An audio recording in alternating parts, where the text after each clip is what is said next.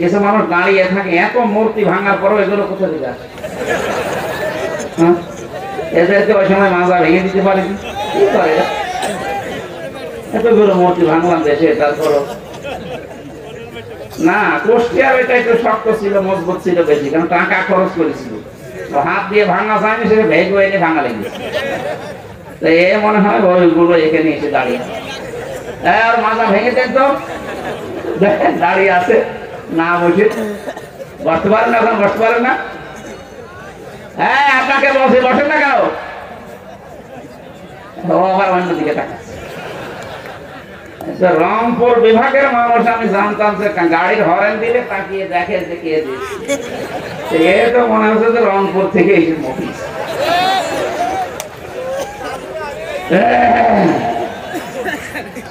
আল্লাহুম্মা সাল্লি আলা সাইয়্যিদিনা মাওলানা মুহাম্মাদ ওয়ালা আলি সাইয়্যিদিনা মাওলানা মুহাম্মাদ।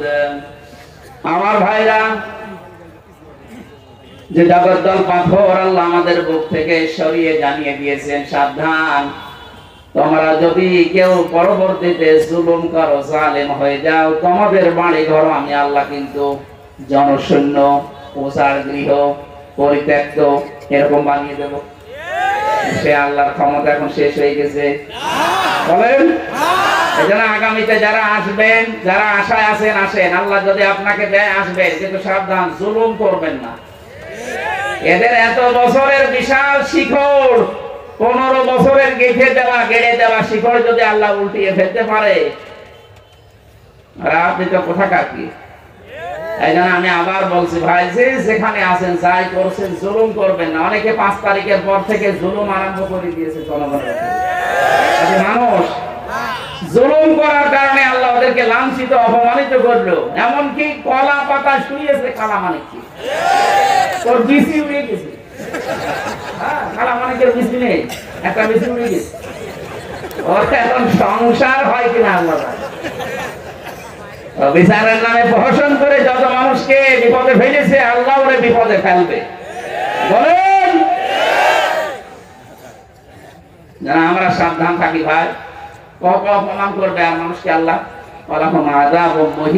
আল্লাহ বলেন, আমি ওদেরকে অপমানজনক শাস্তি দিয়েছি। এত অপমান করেছে আর নিচে নামার জায়গা নেই। একটু ঝামেলা করেছিল কয়েকদিন, মাঝে মাঝে উস্কানি দিয়ে ওখান থেকে, এখন এমন বিপদে ফেলেছে আল্লাহ।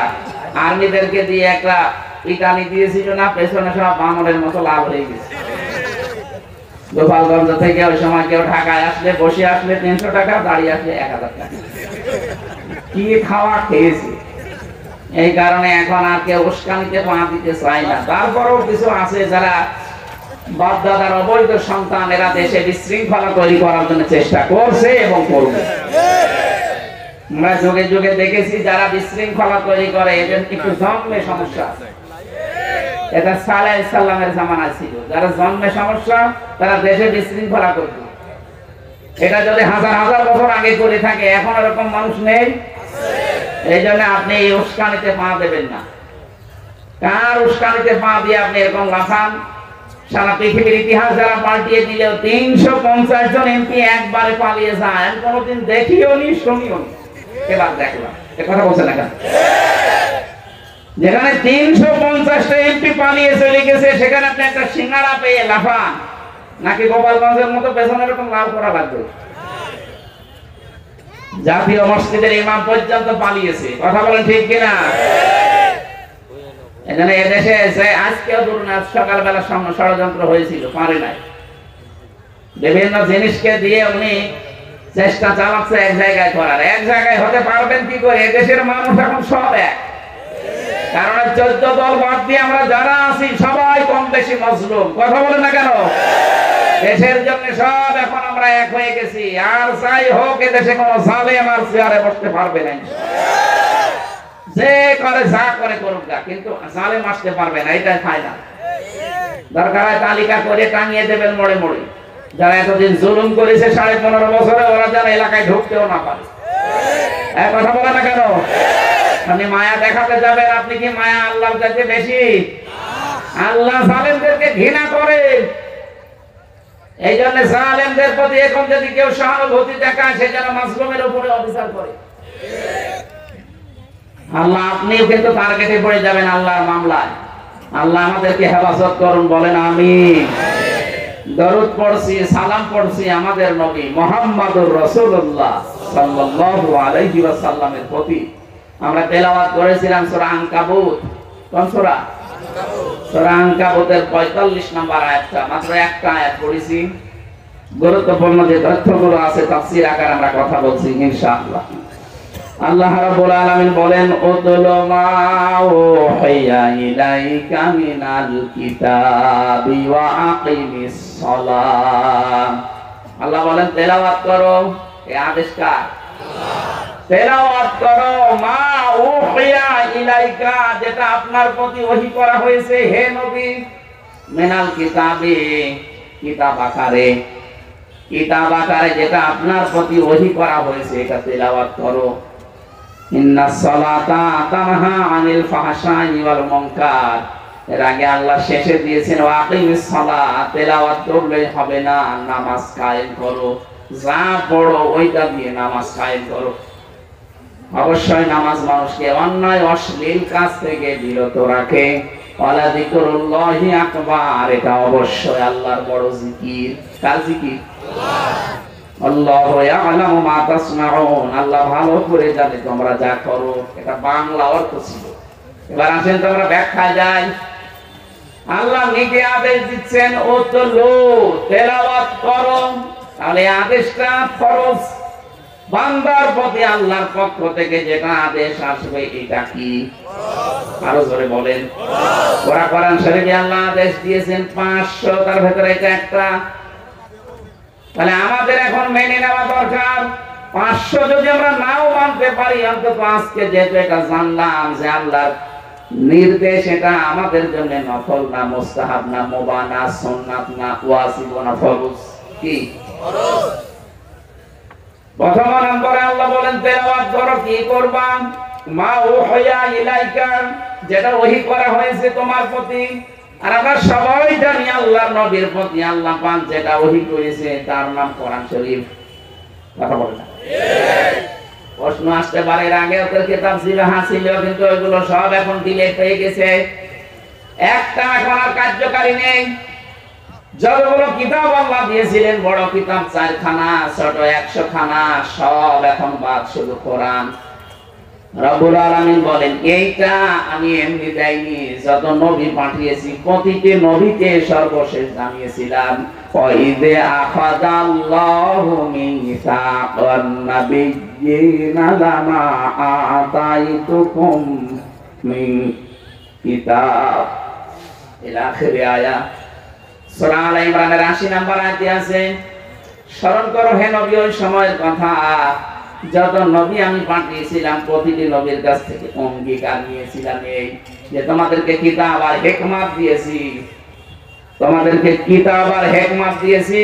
তোমাদের পরবর্তীতে যে নবী আসবে ওই নবীর প্রতি তোমাদের এই কিতাবের সাক্ষী আর হিকমত মানে বিশেষ জ্ঞানের আলোকে তার প্রতি তোমরা ঈমান আনবে। লা তুমিনুন্না বিহি ওয়া লা তানসুরুন্না, শুধু ঈমান আনবে, বিশ্বাস করবে না, তাকে তোমরা সাহায্য করবে। আল্লাহ পাক বলেন এই যে ঈমান আনা, সাহায্য করা, এটা পর্যন্ত তোমরা মানো কিনা? প্রতিটি নবী বলেছে ক্বালু আকরারনা, আমরা মেনে নিলাম। ক্বালা ফাশহাদু ওয়া আনা মাআকুম মিনাশ শাহিদিন, আমি আল্লাহ নিজে সাক্ষী থাকলাম। তোমরা যে কথা বললে, প্রত্যেক নবী জীবনের শেষ কথা এইটাই বলেছিল, আমাদের কিতাব, আমাদের উপরে আল্লাহ যে ওহী দিয়েছে, ওহীর আলোকে এবং বিশেষ জ্ঞান দিয়েছে আমাদেরকে হিকমত, এর আলোকে যত নবী আল্লাহ পাঠিয়েছেন প্রতিটি নবী এই কথা স্বীকার করেছে যে আমরা বিশ্ব নবীর প্রতি ঈমান আনলাম, তাকে সাহায্য করব। সর্বশেষ যিনি আসবেন আমাদের নবীর উম্মত হয়ে, হযরত ঈসা আলাইহিস সালাম, তিনি নবীর প্রতি ঈমান এনে তাকে সাহায্য করবে, মানে তার পায়ে রেখে যাওয়া যে দ্বীন আছে ইসলাম, এটার জন্য তিনি কাজ করবেন, সাহায্য করবেন। ঈসা নবীর ধর্মের নাম নিয়ে আজ যারা 230 কোটি খ্রিস্টান দাবি করে, তারা ঈসা নবীকে তারা ঈসা বলে না, বলে যিশু। কি বলে? যিশু।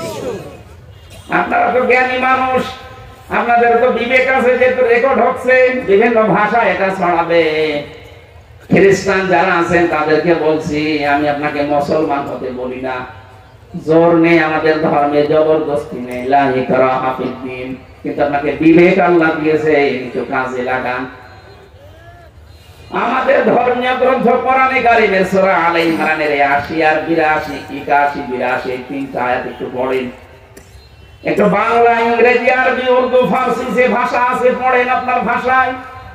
আপনি যদি সত্যি বিবেক কাজে লাগাতে পারেন, আপনি আর নিজের ধর্মে থাকবেন না, আপনি নিজে বাধ্য হবেন মুসলমান হতে। আপনি যাদের মেনে চলেন, সেই নবী পর্যন্ত এই ঘোষণা দিয়েছিল, ক্বালু আকরারনা, একজন দুইজন না, সবাই বলেছে আমরা স্বীকৃতি দিলাম। আপনার বাবাই যদি স্বীকৃতি দিয়ে দেয় সন্তান হিসাবে, আপনি মানবেন না, মানে আপনি বাধ্য। আমি যতগুলো হিন্দুকে পর্যন্ত মুসলমান বানিয়েছি, কাউকে চাপ দিয়ে জোর করি না, ওরা নিজেরা ইচ্ছা করে এসেছে। আর কিছু মানুষকে বলেছিলাম যে আমাদের ধর্মীয় গ্রন্থটা পড়ে। সেদিন যশোরে এক অধ্যাপক, বিসিএস ক্যাডার, ওনারে বললাম, স্যার কোনো জোর নেই আপনার প্রতি, আপনাকে আমি মুসলমান হতেও বলি না, শুধু আমাদের ধর্মীয় গ্রন্থটা একটু বুঝে বুঝে পড়বেন। 3 মাস পরে দেখে লোকটা নিজের থেকে মুসলমান হয়ে গেছে। এখানে বিশ্বের খ্রিস্টান বলেন, ইহুদি বলেন, বাকি যারা আছেন 4,500 ধর্মের লোক আছে দুনিয়ায়, সবাইকে আহ্বান জানাচ্ছি, আপনারা আমাদের ধর্মীয় গ্রন্থ কোরআনে কারীমটা একটু বিবেক দিয়ে একটু নাড়াচাড়া দিন। আমি যতদূর জানি কোরআন পড়ে আপনি বাধ্য হবেন নিজের বাপ দাদার সব কিছু ছেড়ে দিতে। কথা বলে না কেন? ওই জামানার যে মানুষগুলো, হযরতে সালমান ফারসি, হযরতে উমাইর, কত ধনী ধনী লোকের সন্তান আপনি জানেন। আবু জেহেলের সন্তান ইকরামা পর্যন্ত, এত বড় বড় ধনী মানুষের বাদশার ছেলে, কেউ এলাকার সর্বশ্রেষ্ঠ ধনীর ছেলে, তারা যদি কোরআনে কারীম বোঝা পড়ার পরে নিজের বাপ দাদাকেও ছেড়ে দিতে পারে। ওই জামানায় যে 10 জন লেখাপড়া জানতো, তার ভেতরে হযরত ওমর একজন। তিনি কোরআনে কারীমের সূরা তাহা শুধু পড়ার পরে বুঝে ফেলেছিলেন যে আমার আল্লাহ কি বলতে চায়। বিবেক তার আর মানে না, এই সঙ্গে সঙ্গে বাপ দাদার ধর্মই ছেড়ে দিয়েছেন।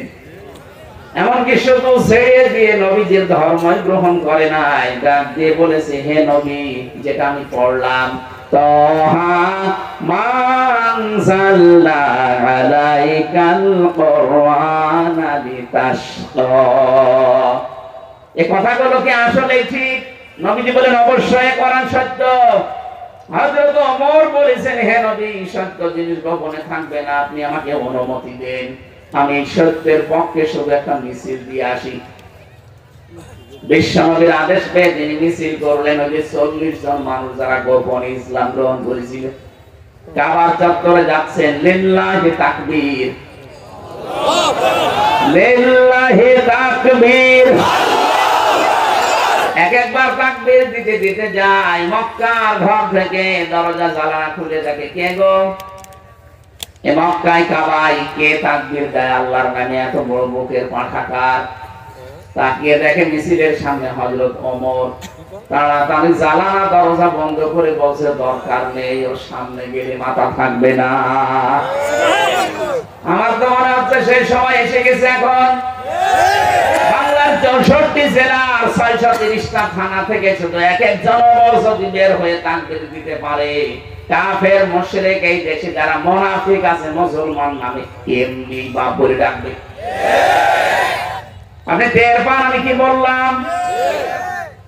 শুধু এরকম সৎ সাহস নিয়ে দাঁড়ানো লাগবে, কোরআন বুঝে। হযরত ওমরের মতো মানুষ এই দেশে 630টা থানা আছে, এখন এক একজন ওমর আমরা চাই। আল্লাহ যেন নিজ গুণে তৈরি করে দেন, বলেন আমিন। কারণ যাদের কাছে কোরআন আছে, মানুষগুলোকে দেখলে শয়তান পর্যন্ত ভয় পায়। হযরত ওমরের জন্য কোন রাস্তা দিয়ে যদি যেতেন, শয়তান পর্যন্ত ওই রাস্তায় 40 দিন যেতে ভয় পেত। যে বাংলাদেশে বহু শয়তান এখনো আছে না নেই? জালেম যদি নাও থাকে, শয়তান আছে, মুনাফিক আছে, বলেন। যদি সত্যি আমরা ওমরের মতো ভূমিকা পালন করে কোরআনের পক্ষে, যত মুনাফিক আছে, শয়তান আছে, সব ভয় পালাবে। হযরত ওমর যদি খালি কোরআন শুনে একটু বুঝে উনি বলেন, হে নবী আপনি আমাকে অনুমতি দেন, আমি আর গোপনে থাকতে চাই না, ওপেন হতে চাই। 15 বছর 15 বছর তো গোপনই ছিলেন, কোরআন এখন পড়ছেন, বুঝতেছেন, এখন গোপন থাকবেন? এখন একটু ওপেন হওয়া যায় না? হ্যাঁ বলেন না কেন? একটু ওপেন হয়ে দেখেন, কোরআনে কারিমে দেশে কায়েম হয়ে যাবে। 2024 সালের আগস্ট মাসের 5 তারিখের আগ পর্যন্ত একটা জরিপ ছিল এদেশে, 100 জনের মাত্র 15 জন চাইতো যে ইসলাম কায়েম হোক। এখন এই মাত্র 3 মাস 7-8 দিনের ব্যবধানে এখন 100 জনের 58 জন মানুষ চাচ্ছে যে দেশে কোরআনে কারিম কায়েম হোক।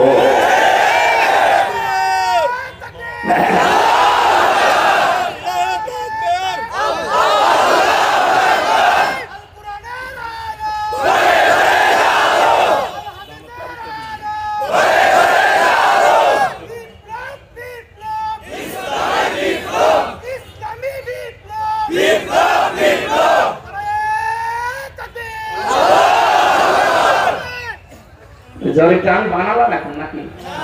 হ্যাঁ, আপনি আন্তর্জাতিক যতগুলো রিপোর্ট আছে দেখেন, 100 জনের 58 জন মানুষ এখন চাইছে দেশে আমরা কোরআনের আইন চাই। আর কিছুদিন যেতে দেন, 100 জনের 100 জনই বলবে আমরা কোরআনের আইন চাই। হিন্দু পর্যন্ত যদি এখন বলতে পারে যে এদেশে জামাত ইসলাম, এদেশে হেফাজত ইসলাম, এদেশে বিএনপি, এদেশে আলেম ওলামা যারা আছে তাদের কাছে আমরা নিরাপদ, তাহলে এরা চায়, এরা যদি চায় যে কোরআন কায়েম হোক, ও হিন্দুরা চাইবে। আপনি গোবিন্দ পরামানিকের মতো এত বড় হিন্দুর কথা শুনি দেখেন। এই জন্য আমরা বড় আশাবাদী। এই 53-54 বছর পার হয়ে যাচ্ছে, বিভিন্ন মানুষ তো চালিয়েছে, আমরা দেখেছি। বাবা চালিয়েছিল, দুর্ভিক্ষে মানুষ মারা গেছে। জিজ্ঞাসা করেন যারা মুরব্বী আছেন, বাবা চালায়নি, দুর্ভিক্ষে মানুষ মরেছে। কারো স্বামী চালিয়েছিল, চাচা চালিয়েছে, 9 বছর 10 বছর জেল। ভাবিও চালিয়েছিল, বউ তো চালিয়ে গেল। কথা বলেন না কেন? এখন শুধু দেখতে বাকি আছে আল্লাহর কোরআন দিয়ে দেশটা চললে কেমন দেখা যায়। এটা কারা কারা মন থেকে দেখতে চান? লিল্লাহে তাকবীর।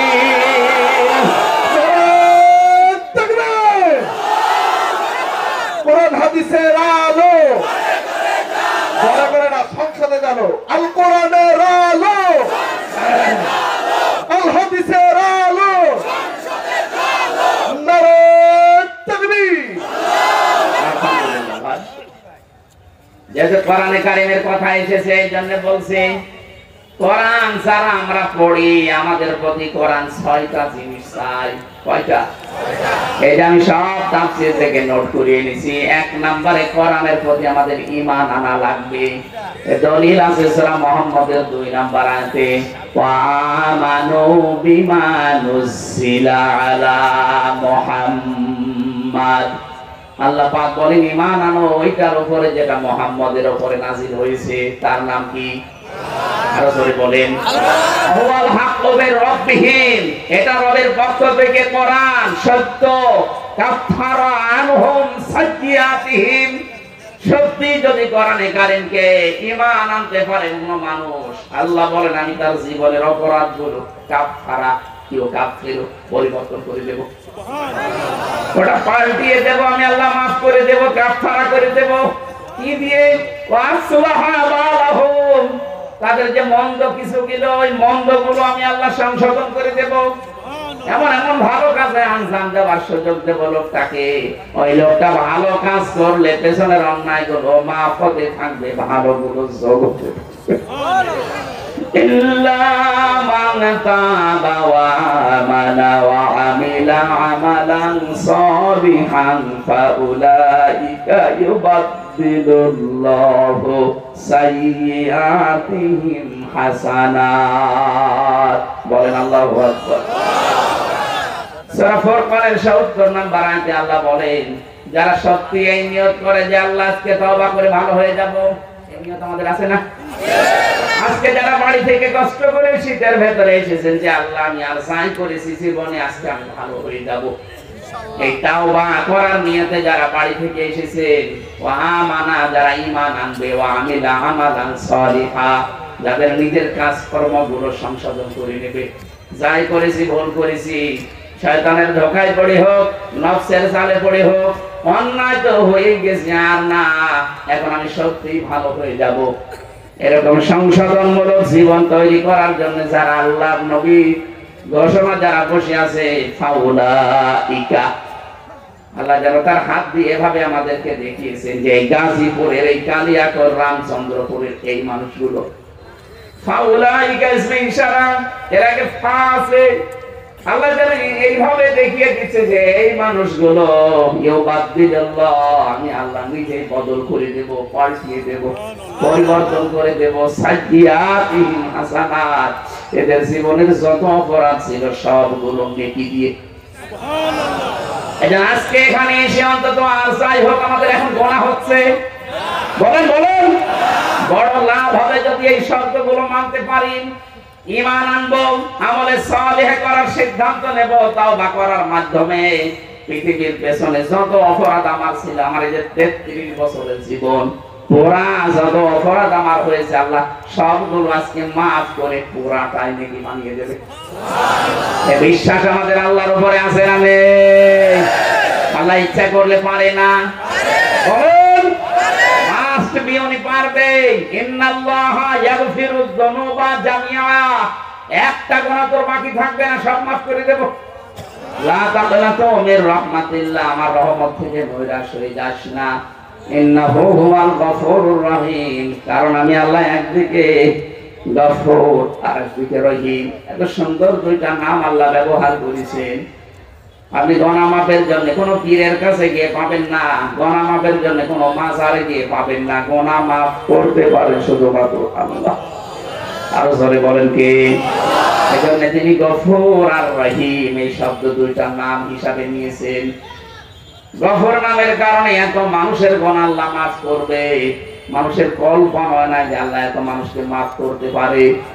কিয়ামতের দিন আল্লাহ যে এই নামটা যখন ধারণ করবেন, যেহেতু 5000 নাম আছে আল্লাহর, 99টা আমরা কায়দায় জানি, এক একবার এক একটা নাম যখন ধারণ করবেন দৃশ্যগুলো আলাদা হয়ে যাবে। এদিকে তাকান, আল্লাহ যখন কাহার এবং জাব্বার নাম ধারণ করবেন পুরা ময়দান কাঁপতে থাকবে। নবীজি পর্যন্ত বলেন আমি 50 বছর একাধারে সেজদায় আছি, মাথা তোলা সাহস আমার নেই। আল্লাহ কোন নাম নিয়েছেন? জাব্বার আর কাহার। যখন তিনি গাফফার আর গফুর এই নামগুলো নেবেন, রহমান আর রহিম, আল্লাহ পাক বলেন এই নামগুলো যখন ধারণ করে আমি বিচারের কাঠগড়ায় দাঁড়াবো, বিচারের মঞ্চে যখন আমি নিজে মঞ্চস্থ করে আমি নিজে বসবো বিচারের এইরকম চেয়ারে, আল্লাহর যে চেয়ার আছে যাকে আল্লাহ সামনে নিয়ে এসে বলবেন তোর বিচার হবে, যখনই গফুর নামটা নেবেন আর গাফফার নামটা নেবেন, সঙ্গে সঙ্গে আমার আল্লাহর রহমতের জরিয়ায় জোশ পয়দা হবে। লোকটাকে সামনে নিয়ে বলবে তোর সবার সামনে বিচার করবো না, কুদরতি একটা চাদর দিয়ে ঢেকে নেবেন। এটা তাফসীরে হাক্কানিতে আছে, কুদরতি একটা চাদর দিয়ে আল্লাহ ঢেকে ফেলবেন, চারিদিকে ঢাকা থাকবে, কেউ আর এদিকে দেখতে পাবে না। আল্লাহ নিজে নিজে ওকে ডাক দিয়ে বলবে ওই হামজা এই গোনাগুলো করেছিলি। ও যেহেতু জানবে আল্লাহর কাছে আর সব ওপেন হয়ে গেছে, কোনো কিছু গোপন নেই, মাথা নিচু করে বলবে আল্লাহ আমার ভুল হয়ে গেছে। যখনই বলবে আল্লাহ আমার ভুল হয়ে গেছে, রব্বুল আলামিন বলেন আমার রহমতের দরিয়ার ভেতরে জোশ পয়দা হবে, যেহেতু আমি এখন গাফফার আর গফুর আর রহিম আর রহমান এই নাম নিয়ে বিচার করছি। ওর চোখের দিকে কাকতে মিনতের দিকে তাকিয়ে শেষ পর্যন্ত আমি বলবো যা করে মাফ করে দিলাম, তোকে আমি গোপনে মাফ করে দিলাম, যা জান্নাতে চলে যা।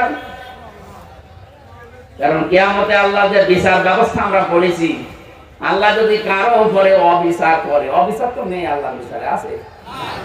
আল্লাহর বিচারে কোনো অবিচার নেই। আল্লাহ পাক বলেন অহুম লা ইউজলামুন, আমি জুলুম করি না, আমার বিচারে কোনো অবিচার নেই।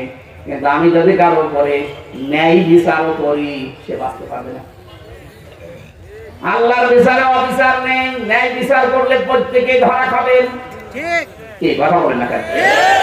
প্রশ্ন আসতে পারে ন্যায় বিচার করলে ধরা খাবো মানে? হ্যাঁ, ধরা খাবেন। আপনি যদি এক গ্লাস পানি পান করেন, কিয়ামতে আল্লাহ যদি কোনো কিছু জিজ্ঞাসা না করে শুধু এক গ্লাস পানির কথা জিজ্ঞাসা করে, আপনার বাবা এক গ্লাস পানি তৈরি করতে পারবে?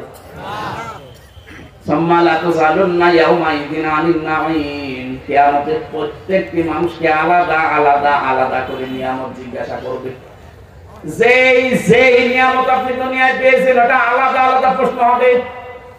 এখানে আল্লাহ যদি ন্যায় বিচারও করে কেউ পাবে না পার। একটা পদ্ধতি আছে, আল্লাহ যদি কুদরতের চাদর দিয়ে ঢেকে মাফ করে দেয়। এইটাই দরকার আমাদের, কথা বলে না কেন?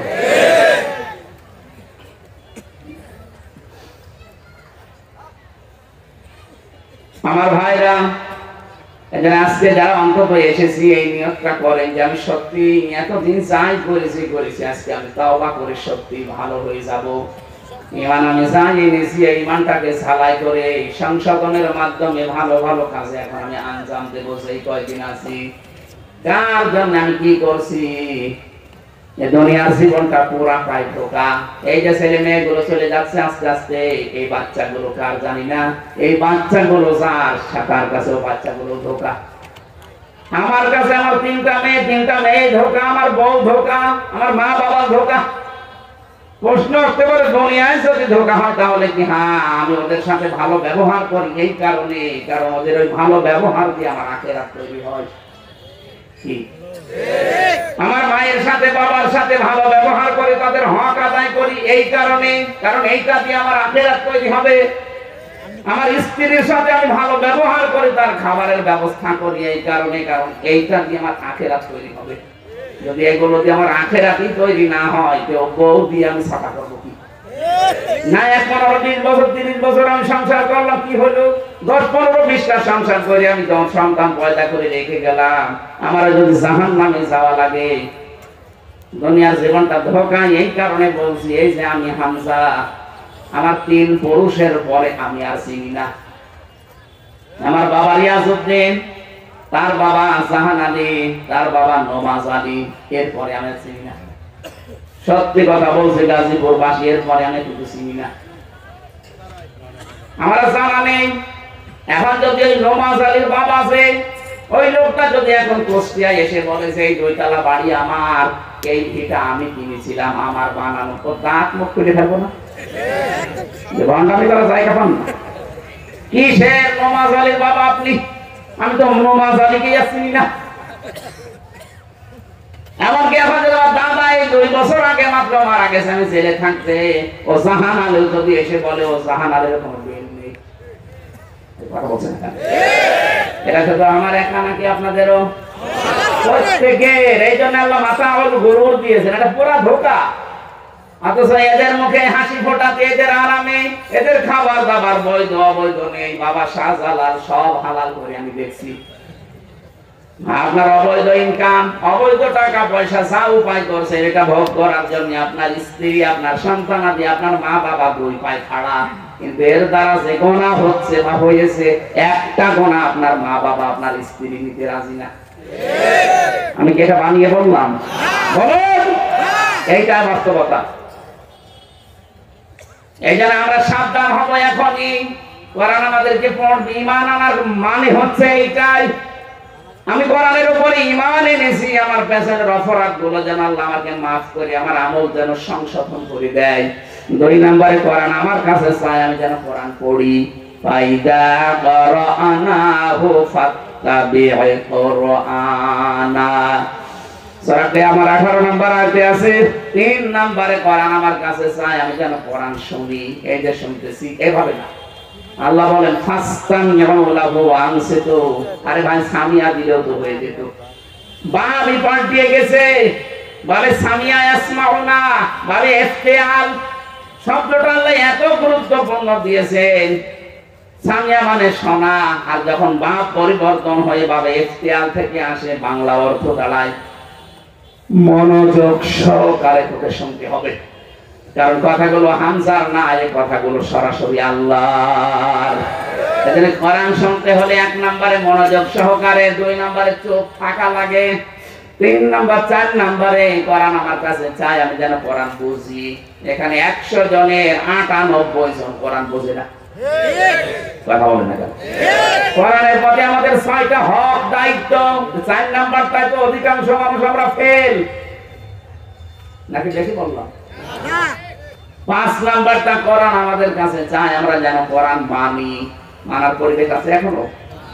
এখন এমন অফিস আছে যেখানে ঘুষ ছাড়া কাজ হচ্ছে না। কোরআন কি ঘুষ দিতে বলে? কথা বলেন না কেন? এমন জায়গা আছে এখনো পর্যন্ত সাদাবাজি চলছে। জামাতের আমির ডাক্তার শফিকুর রহমান অলরেডি ঘোষণা দিয়ে দিয়েছেন, যদি সামনে ইসলাম দেশে আসে সাদাবাজি না, সাদাবাজির ছয়াকার দয়াকারও থাকবে না।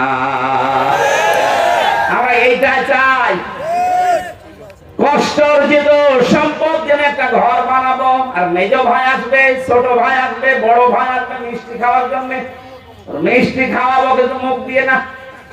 এটা বলছে না, মিষ্টি খাওয়ার জন্য এত শখ থাকে তোর বাবা টাকা দিয়ে মিষ্টি খা। কি বেশি বললাম? এটা দেশে হয়েছিল না, 15.5 বছরে ছিল না, এখনো চলছে অনেকে। এই সাদাবাজি বন্ধ করা লাগবে।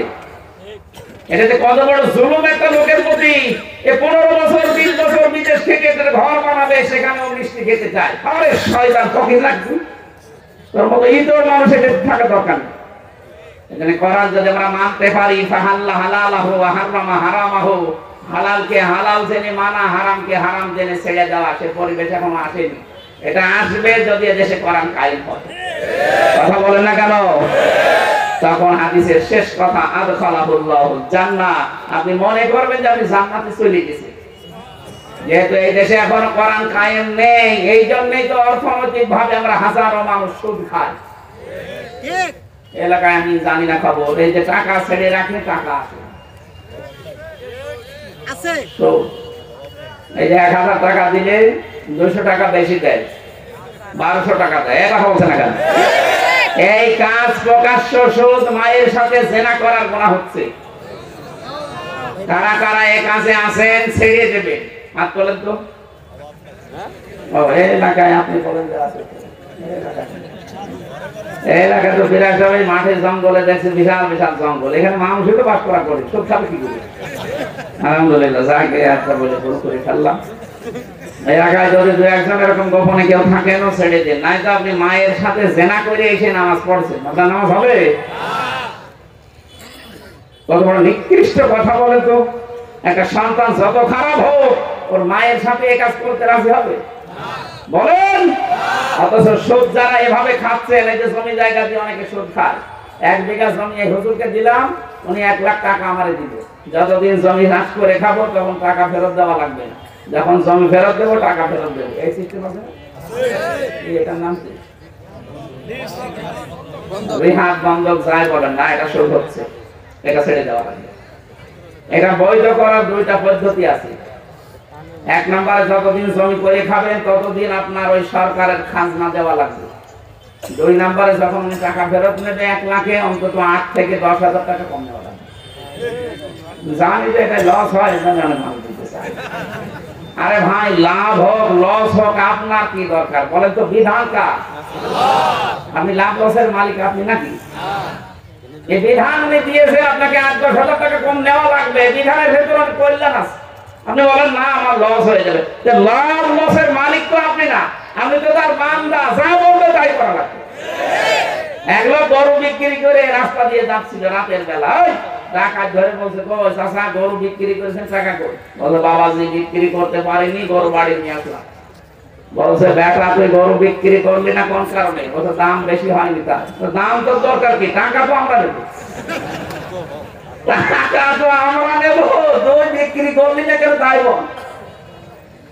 আপনি লাভ লসের হিসাব করেন, আমরা সবই তো আপনি অলরেডি দিয়ে দিয়েছেন আল্লাহকে। যখনই বলেছেন ইন্না সালাতি ওয়া নুসুকি ওয়া মাহইয়ায়া ওয়া মামাতি লিল্লাহি রাব্বিল আলামিন, যে আমি যে বেঁচে আছি, আমি যে মরে যাব, আমার নামাজ, আমার রিজিক, আমার কুরবানি সব কার জন্য? সেই লোকটা কোনোদিনই জমি জায়গার এই ব্যবসায় সুদ খেতে পারে? টাকা পয়সা দিয়ে টাকা নিয়ে টাকা দিতে পারে? না ভাই, ছেড়ে দিন। আপনার রিজিক লিখা আছে। আপনি দুনিয়ায় আসার 50,000 বছর আগে আল্লাহ লিখে দিয়েছে যে আপনি কি খাবেন আর কতটুকু পাবেন। সুতরাং যেটার গ্যারান্টি নেই যে মরণের পরে কি হবে, আপনার ওই গ্যারান্টি ঠিক করেন আগে। যদি বুদ্ধিমান দাবি করে থাকেন, আগে ওই জীবনটা ঠিক করেন। এই জীবন চলে যাবে যেভাবে হোক। যাদের জন্য যা রেখে যাচ্ছেন, একটা মানুষ আপনার পাপের বোঝা বহন করতে রাজি না। এদের কোরআন শরীফের আসল সামারাইজ এইটা, যে মানুষ ধোঁকায় পড়ে আছে। কি হলো সালমান এফ রহমানের দরবেশের 36,000 কোটি টাকা মালিকানি করে, কি হলো? এখন আমার মতো মাটিতে শুয়ে আছে, মাটিতে শুয়ে আছে না, এখনো পর্যন্ত ওরা মনে হয় দেয়নি, ডিভিশন দেয়নি। কারণ কি এমপি ছিল, মন্ত্রী। আমি বললাম না ওদের এমপি মন্ত্রী বলা যাবে না, কিসের মন্ত্রী কিসের এমপি? ওরা সংগ্রামে জনাজ আহমেদ বলক, যেটা ইন্টারনেট বন্ধ করে মানুষ মারার মাস্টার মাইন্ড এই লোকটা। ও বলেছিল আমার মাজায় ব্যথা, রিমান্ডের কারণে আমি কমর চাই, তো কমর ভেতরে দিচ্ছে লিখায়। শয়তান, আমাদের 24 ঘন্টা পালা লাগিয়ে রাখতে পারবো, এখন কমর চাই। এমপি সাহেব ছিল না ওখানে, জামাত ইসলামের সেক্রেটারি জেনারেল ছিল অধ্যাপক মিয়া গোলাম পরোয়ার, সাবেক এমপি এই লোকটা। এলাকায় ডিভিশন দেয়নি, আমার পাশের বিল্ডিং এ ছিল। আমাদের ঢাকার এক এমপি ডাক্তার সালাউদ্দিন দেওয়ান বাবু না কি নাম জানি, সেই লোকটাও তো ছিল আমার পাশে জেলে। কই তারা এমপি না? তারা তো জনগণের ভোটে এমপি, তাদেরকে আপনি দিলেন না। জামাতের 5 বারের এমপি, 25 বছর একাধারে এমপি, মাওলানা আব্দুস সুবহান পাবনা, বুড়া মানুষ, 83-85 বছর বয়স লোকটা। আর তারে নিয়ে আপনি এই বয়সে ডান্ডা বেড়ি লাগিয়ে চিকিৎসা দিয়েছে, সে কি পানি হাঁটতেই পারে না। আর এখন এই শয়তান গুলো মানুষের জামায় আদরে যাচ্ছে, এদেরকে ডিম দেওয়া দরকার। কথা বলে না কেন? আর এখন এদের উকিল এখন নাকি বলে হ্যাঁ এদের প্রতি মানবতা বিরোধী কাজ। মানবতা বিরোধী কাজ কে? এদের কারণেই এতগুলো মানুষ মরে গেল। 2724 জন, 22 জন মানুষ মারা গেছে। এই মানুষগুলো গণহত্যার সাথে যারা জড়িত, ডাইরেক্ট ইনডাইরেক্ট, তাদের বিচার না হলে আগামীতে যারা আসবে এই মানুষগুলো আরো ডবল করে অত্যাচার করবে না? এই জন্য আমরা তাড়াতাড়ি চাই আন্তর্জাতিক অপরাধ ট্রাইব্যুনালে যারা আছে এই শয়তানগুলো দ্রুত বিচার করে এদের আল্লাহর কাছে পাঠিয়ে দিন। কথা বলে না কেন? আগামীতে কোনো মানুষ জানে এরকম অত্যাচার করতে গেলে ওর 10 বার হাত কাঁপে। কথা বলে না কেন? কোরআনের বিধানগুলো আল্লাহ এইভাবে সাজিয়েছেন এই কারণে, যেন আমাদের কোরআনের উপরে হক এটা যেন আমরা মানতে পারি। আমাদের মানার পরিবেশ এখনো হয়নি। 5 নাম্বার 6 নাম্বার এটা বাস্তবায়ন করতে হবে। কি করতে হবে? বাস্তবায়ন তো ফেরেশতারা করে দেবে নাকি? আল্লাহ রাব্বুল আলামিন বলেন এই 6টা হক যারা আদায় করে তাদেরকে বলছি আকিমিস সালাহ, নামাজ কায়েম করো। এটা যদিও রাষ্ট্রের ব্যাপার, নামাজ কায়েম করা ওয়াজের কাজ না। নামাজ কায়েম করবে কে? রাষ্ট্র। বলেন বলেন, রাষ্ট্রের কাজ এটা নামাজ কায়েম করা। এই জন্য এমন মানুষকে পাঠাতে হবে যারা বুকে কোরআন নিয়ে প্রবেশ করে নামাজের বিল আনবে। এই 54 বছর তো কত মানুষ গেল, কই নামাজের বিল তো কেউ আনলো না। আমরা চাই এমন মানুষ ওখানে যাক যারা যাওয়ার পরে অন্তত 4টা কাজ প্রথমে করবে। নামাজের বিল আনবে, যাকাত ভিত্তিক অর্থনীতি কায়েম করবে, ভালো ভালো কাজগুলো আইনের পাশের মাধ্যমে জারি করে দিবে, আর অন্যায় কাজ দেখলে আইন পাশ করে বন্ধ করে দেবে। এই বায়ান কার? আরো জোরে। সূরা হজ 41 নম্বর আয়াত। আল্লাহ যেন মেনে নেওয়ার তৌফিক দেন। নামাজ যারা পড়েন না, কিয়ামতের দিন সবচাইতে বেশি অপমান হবেন আপনি। আউয়ালু মা ইউহাসাবু বিহিল আবদু ইয়াউমাল কিয়ামাতিস সালাহ। কিয়ামতের সর্বপ্রথম আপনাকে হিসাব দেওয়া লাগবে নামাজের। আপনার নামাজ নেই জীবনের পেছনে সব কিছু আল্লাহ নষ্ট করে দেবেন। এলাকায় যারা আছেন ভাই যাই করেন ফরজ নামাজ ছাড়বেন না, তাহলে আপনার দায়িত্ব আল্লাহ ছেড়ে দেবে। আল্লাহ যদি কারো দায়িত্ব ছেড়ে দেবে 1 সেকেন্ড তো বাঁচতে পারবে না। আশা করছি আপনি কথার অর্থ বুঝেছেন। আর নামাজ পড়ার পরে যদি কেউ অন্যায় অশ্লীল কাজ ছেড়ে দিতে না পারে, ওর নামাজ পড়ার না পড়াবার সমান। এজন্য নামাজ যেহেতু অন্যায় অশ্লীল কাজ থেকে বাঁচিয়ে রাখে, ফিরিয়ে রাখে, আমরা যারা নামাজ পড়ছি তারা আরো অ্যাক্টিভ হবো, যারা পড়ি না তারা যেন শুরু করি। আল্লাহ তাওফিক দেন, বলেন আমিন। ওয়ালা যিকরুল্লাহি আকবার, এটা আল্লাহর সবচাইতে বড় জিকির। সুতরাং যারা জিকির করেন নামাজ পড়েন না, আপনার জিকির হচ্ছে না। কারণ নামাজ হচ্ছে সবচাইতে বড় জিকির নামাজ। আল্লাহু ইয়ালামু মা তাসনাউন।